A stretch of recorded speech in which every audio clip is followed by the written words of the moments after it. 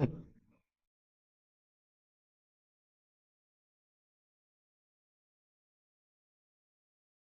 morning, everyone. The 110th regular session of the Sangguniang Bayan of Ipil is now about to commence. Will everyone please rise for the entrance of the official maze and our Honorable Vice Mayor Ramses Troy D. Oligario and Madam Estelita S. Igia, our Sangguniang Secretary.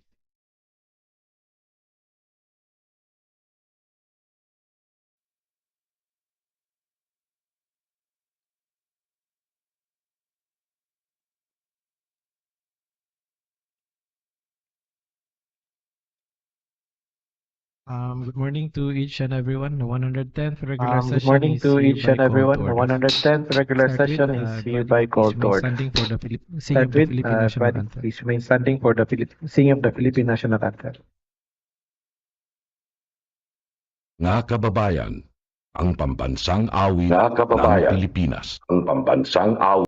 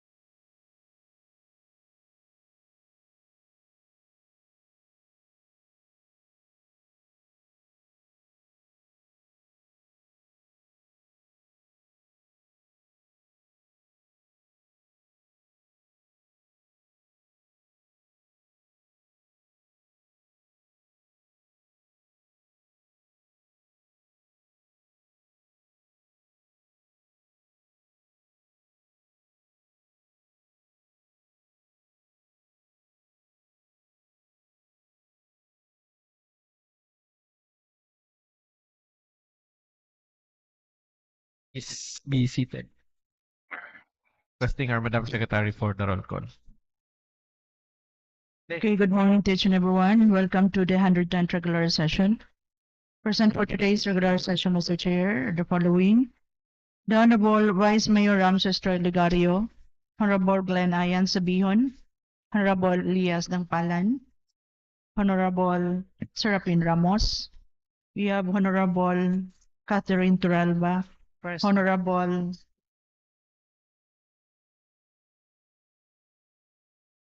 Roy Andy Oligario, and we have Honorable Alapid Muhammad. Present.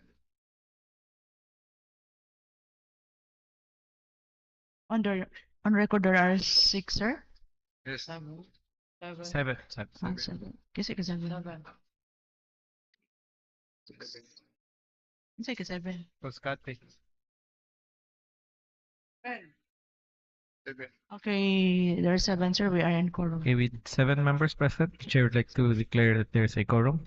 For floor leader for the adoption of the order of business. Mr. Chair, at this juncture, may I move for the adoption of the order of business for today's regular session. Okay, in a second to the motion. Duly seconded. Discussion. Any amendments? Objection? There being none, the motion is hereby approved. Mr. Chair, we are now on the visitors hour. I think we have no visitors, Mr. Chair. And we will move to the privilege hour. Okay, go ahead. Any members of this honorable chamber who wants to avail the privilege hour, just raise your hand so that you will be recognized by our presiding officer. Body would like to avail of their privilege hour. Mr. Chair, nobody raised their hand and we will move, Mr. Chair. May we proceed, Mr. Floor, for the reading of the minutes at the same time for the approval of the Mr. previous Chair, I move to dispense the reading of the minutes of the previous session and moving for the approval of the same. Okay, in a second to the motion. Duly seconded. Discussion. Any objection? There being none, the motion is hereby approved. Madam Secretary, for the reference of business. Okay, for the reference of business calendar and first reading. Under the communications, we have here the application for accreditation of the Veterans Federation of the Philippine Zamboanga Buga District. Mr. Chair, I move that this matter be referred to the Committee on Cooperative. Okay, it has been moved and duly seconded by Honorable Alapid Mohammed. Discussion? Objection? There being none, the motion is approved. Under item E2, we have here communication from the municipal mayor requesting for a resolution of national tax allotment depository bank LGU bill from Land Bank to DBP under the account 10-00-01259-825-8. Mr. Chair, may I have the floor? Okay, go Mr. ahead. Chair, with this item E2, I move, Mr. Chair, for a resolution authorizing the transfer of national tax allotment or the NTA, a depository bank of the local government unit of IPIL from Land Bank of the Philippines to DBP under account number 00-01-01259-825-8. I submit and so move, Mr. Chair. In second to the motion. Seconded by the Honorable Ayan Sabihan. Discussion? Amendments? Objection? There being none, the motion is hereby approved. Item C. We have here a communication from Mr. Perly Cebu Jr., owner of the Sibugay Central Park Hotel and Resort located at Barangay Veterans Village, requesting for an amendment of resolution number 03-485-2024, particularly on the number of area from 30,986 to 10,000 square meters. Mr. Chair, I move that this matter be referred to the Committee on Housing and Land Utilization. May I refer this matter to Committee on Land Utilization. Item D, LDRR Resolution Number 5, Series 2024, resolution recommending to the Sangguniang Bayan for approval the LDRRM Fund Investment Program for the year 2025 of the Municipality of Ipil. Mr. Chair, I move that this matter be referred to the Committee on Appropriation. Refer this matter to Committee on Appropriations. Item E, duly endorsed from the Mayor's Office is the letter of the SUD requesting for the amendments of the approved MOA with resolution number 06-554, particularly page 4 of 11, section 2, and the amount of the unit size of 27 square meters from selling unit price of 1,325,000 to 1,145,438 pesos. Mr. Chair, I move that this matter be referred to the Committee on Rules, Ordinances, and Resolutions. May I refer this matter to Committee on Rules and Ordinances. Under resolutions, ordinances from barangays, we have here resolution number 18, series of 2024 of Barangay Loretaway, a resolution endorsing to the Municipal Engineering's Office and the Office of Sangguniang Bayan the illegal structures, road obstructions specifically located at CM Recto Street and Sukgang Avenue of Lower Taway, Ipil, Zamboanga, Sibugay. What's the pleasure of the body? Mr. Chair, before it will be referred to a particular committee, I move for a 1-minute recess, Mr. Chair. Okay, recess for 1 minute.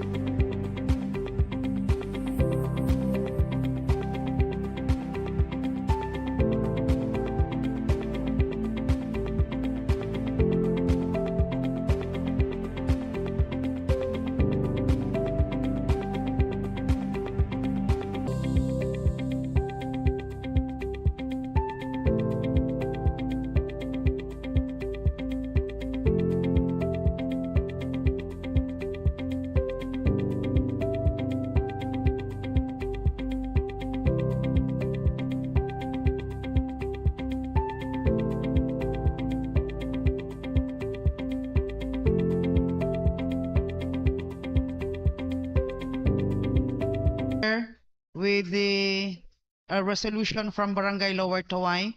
And referring this matter, Mr. Chair, may I move that this matter be referred to the Municipal Engineering's office, Mr. Chair. Okay, refer to the office of the municipal engineer. Mr. Chair, just for a due consideration, the Civil Service Month is now approaching. Next month of September, wherein we will be celebrating our civil service in this municipality. And then to that, Mr. Chair, our municipal human resource management officer is present today. May I move, Mr. Chair, for the suspension of the rules to accommodate our HRMO, Mr. Chair, Mrs. Ma'am Arzeni Solis. Rule suspended. Mrs. Solis is now recognized. Good morning, ma'am. Mr. Chair, privilege motion again before we will accommodate Ma'am Zeni. May I move to relinquish this chair to our Honorable Bob Chong, for he is already around. Thank you, Mr. Chair. The Honorable Chow. Thank you, Honorable Toralba.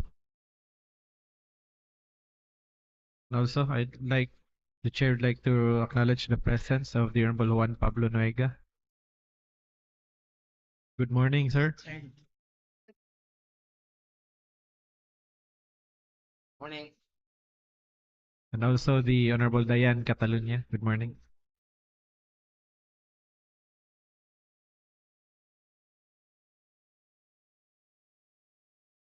Okay, go ahead, ma'am. Good morning sa tanan. I'm here regarding sa Civil Service Commission Region 9 activity na sila'y fun run activity on September 1 sa this coming Sunday. Ang place or ang venue sa maong activity sa KCC Mall, Zamboanga City. This is their kick-off program para sa 124th Philippine Civil Service Anniversary Celebration. The Civil Service Commission is seeking for our voluntary support mag-register sa maong kick-off activity nga na ay minimal registration fee nga 250 pesos per participant. Ang gi-require nila as long as 18 years old, pwede magpa-register. Voluntary lang siya. Although dili ta required mo participate, dili ta required as participant, registrant lang sa maong activity tungod sa Zamboanga City man siya i-conduct. Ang ilahang activity is a fundraising for their Pamanang Lingkod Bayani program, with which program provides for financial assistance to the families of servant heroes who lost their lives in the line of duty. Naana na sila yung mga beneficiary nga nahatagan na nila sa maong financial assistance. Pwede ang individual magpa-register na sila gina-provide nga link, sir, sa bit.ly/Vivrun. Ang title sa ilang activity is Vivrun para sa maong kick-off. bit.ly/Vivrun Prereg RO9. Or pwede po kung naay mo willing mo volunteer mo pa-register, pwede pod ang among office ihatod lang namo ang fee dinha sa ilang field office sa Pangi. So mahagbong tang group registration, naanay pipila nga nagpa-register nga mga department heads, muhatag lang daw sila sir og OR. Ang deadline sa maong pre-registration sa August 30, so pwede nato siya mahimo or mahatod ugma na sa hapon. Maura to siya ang akong tuyo. Kaya salamat, sir. Any further questions, clarifications to our HRMO? Mr. Chair, Toralba. in line with the request of our municipal HRMO, Mr. Chair, pwede siguro kita tanan, no, sa Sangguniang Bayan, mapila amount, 250 250 each lang. each. Yes, ma'am. Minimum. Then, naabay minimum ang ipil, pila ka, Nag-request ang Civil Service Field Office nga at least na alang may kada agency nga 10 registrants okay. per agency. Pero, Kay naatay sobra og 10, okay raman Mas po. kina-encourage nila kay para maka-support yun sa maong programa sa civil service. Kay ang members sa Sangguniang Bayan, dili 11 na nidaan plus the presiding officer is 12. Yes. Mas gina-appreciate na Matinda. siya, ma'am. Oh, ika-13 ang sangguniang secretary. Ah, yes. Na. Ayan na lang siguro kay. Okay, sige. Sige mo, register lang ta. Mm. Yes. Padtuan na lang ako sa akong staff, sir. Okay, sige. Thank you very much. Okay, thank you. I'd like to acknowledge the presence of the Honorable Trixie Mail Palalan. Good morning. Okay, next, Mr. Flor. Next, do we still have any more visitors for this morning? Back to order. Okay, back to order. Back to order. Okay, next, Madam Secretary.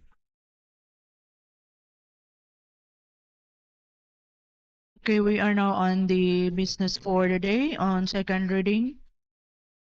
We have still laid on the table the ordinance declaring Bayan kung Pinagmulan as official hymn of the municipality. And the other one, we have the ordinance providing for the legislative records tracking an electronic data storage and access system development program in the Sangguniang Bayan. This is sponsored by Honorable Catherine The Duralba. pleasure of the proponent.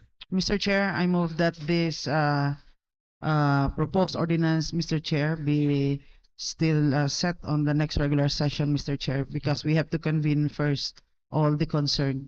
Okay, any second to the motion? Duly seconded. Motion is hereby carried. This ordinance be calendared for the next regular session for second reading. Item C, we have here the adoption of Paling QR code program to be implemented in this municipality. Still, this is sponsored by Honorable Catherine Duralba. Yeah, still, Mr. Chair, I move that this matter be tackled on the next regular session, Mr. Chair. Okay, noted. Duly seconded. Motion is hereby carried. Let this ordinance be calendared for second reading on the next regular session. We are now on the other matters, Mr. Chair. Other matters, other concerns, any announcements? Committee reports? Oh, committee report. Ano pa man tayo committee reports, Logi? Okay, look, maybe go back to the committee report. Look, Mr. Chair, before we proceed to committee report, may I be excused for some other matters later? May I be excused for some other matters later? Thank you. Okay. The Honorable Sabian, your excuse. Ako pa ko, excuse.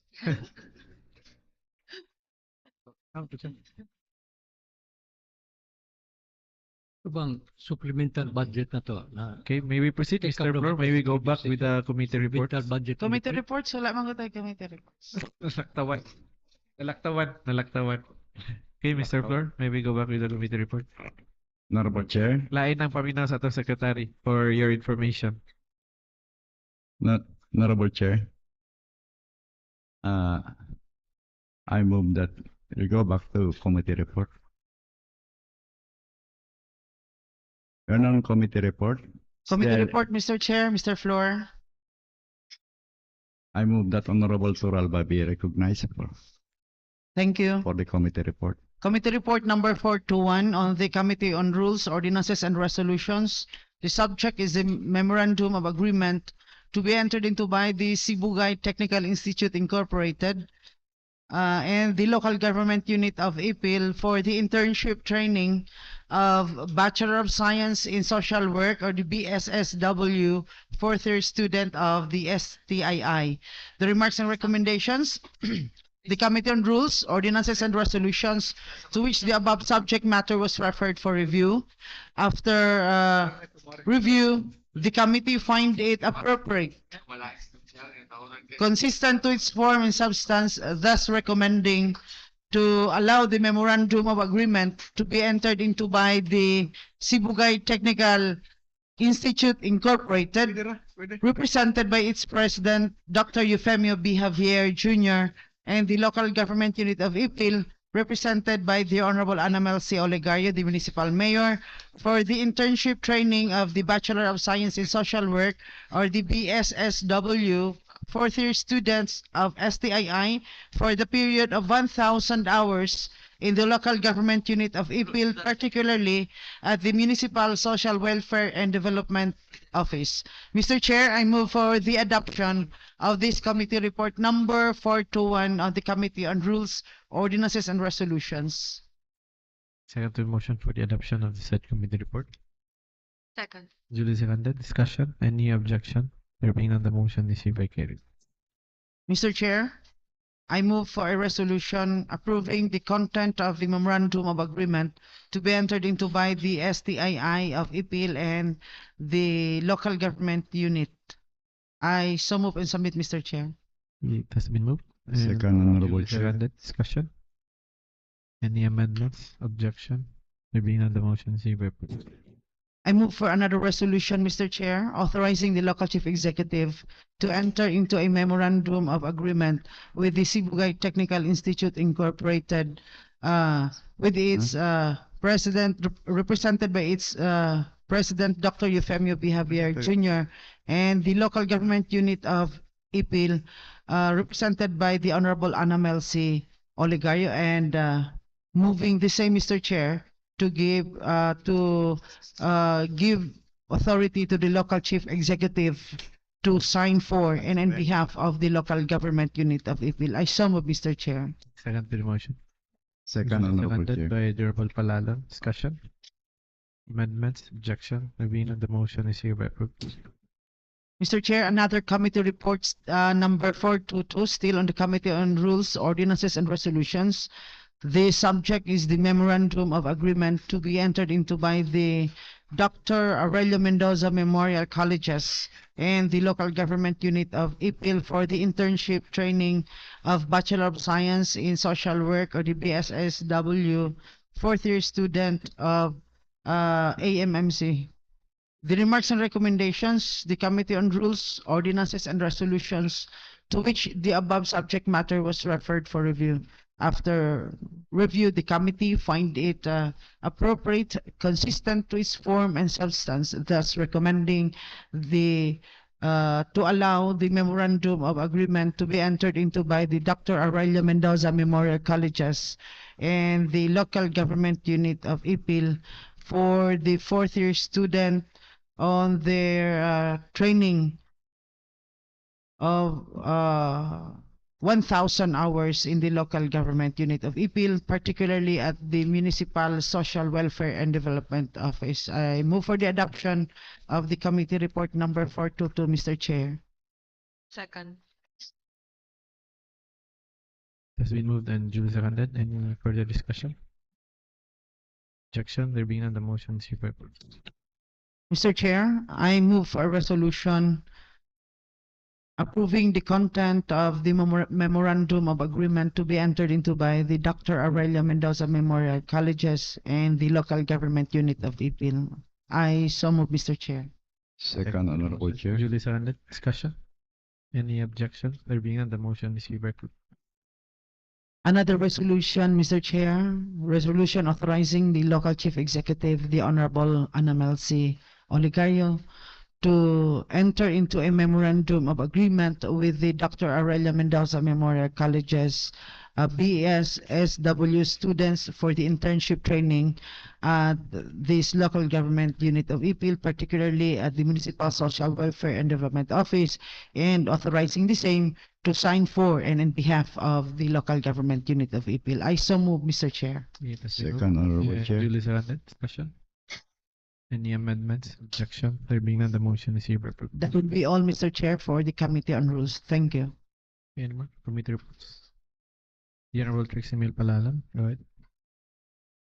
Committee report number 423 on Committee on Appropriations. Subject is the SK annual budget for CY 2024 of Barangay Lumbia, amounting to 246,537.60 pesos.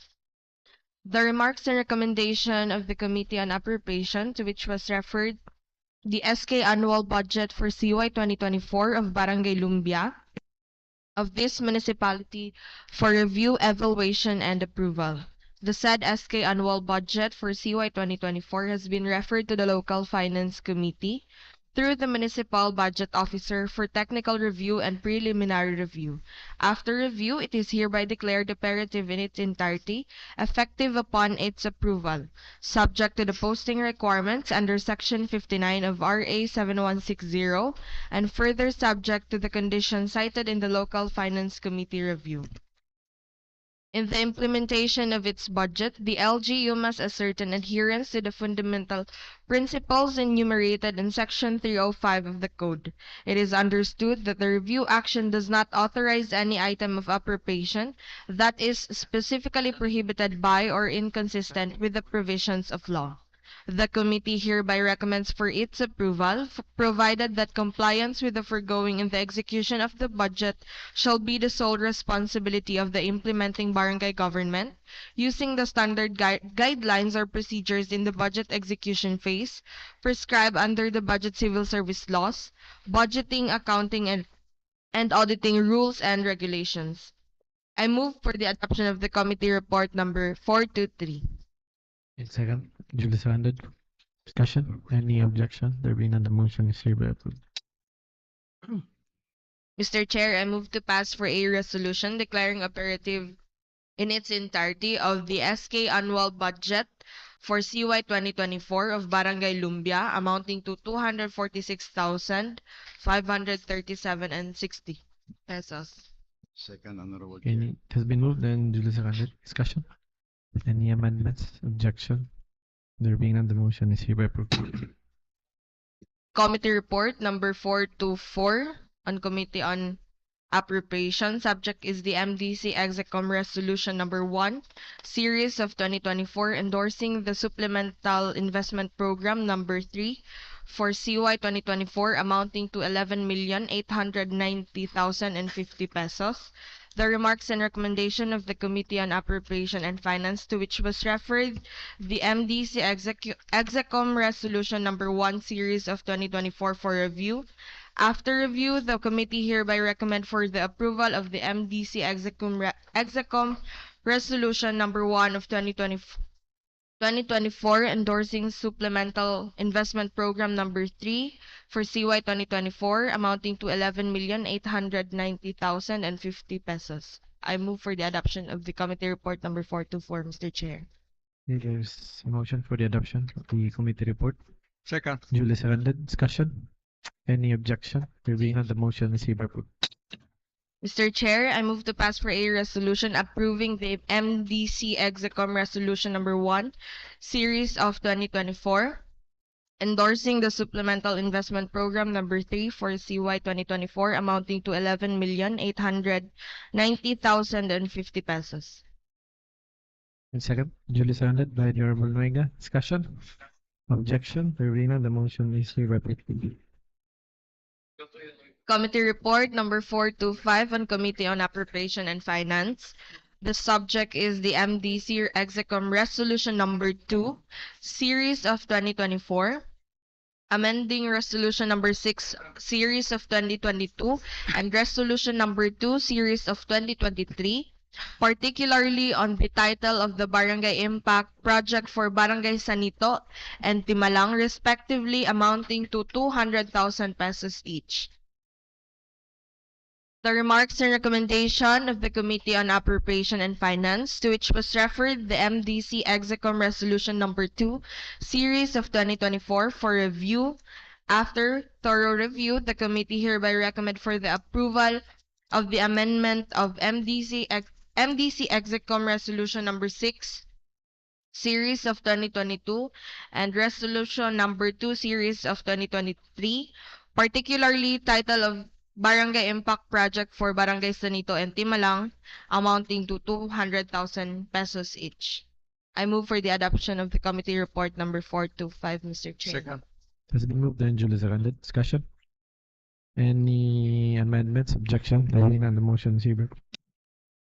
I move to pass for a resolution approving the amendment of Resolution number 2, Series of 2024, amending Resolution number 6, Series of 2022, and Resolution number 2, Series of 2023, particularly on the title of the Barangay Impact Project for Barangay Sanito and Timalang, respectively, amounting to 200,000 pesos each.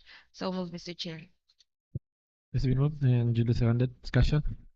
Any objection? There being none, the motion is hereby approved.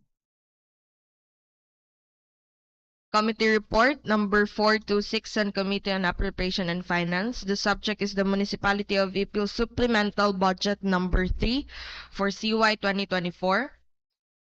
of the general fund amounting to 11,218,050 pesos only. And MEDO, 271,803 pesos and 28 pesos. The remarks and recommendation of the Committee on Appropriation and Finance, to which was referred the supplemental budget number 3 of this municipality for CY 2024 for review, evaluation, and approval. After thorough deliberation and consideration, the committee hereby recommends for its approval, provided that compliance with the foregoing and the execution of the budget shall be the sole responsibility of the implementing governance using the standard guidelines or procedures in the budget execution phase prescribed under the Budget Civil Service laws, budgeting, accounting, and auditing rules and regulations. I move for the adoption of the committee report number 426, Mr. Chair. It's recommendation for adoption. Duly seconded. Discussion. Any objection? There being none, the motion is hereby approved. Mr. Chair, I move to pass for a resolution authorizing the supplemental budget number 3 of the municipality of Ipil for CY 2024 of the general fund amounting to 11,218,050 pesos only, and MEDO 271,803 and 28 pesos. Yes, sir. Duly seconded. Discussion. Any objection? There being none, the motion is hereby approved. That would be all, Mr. Chair. Thank you. Any more?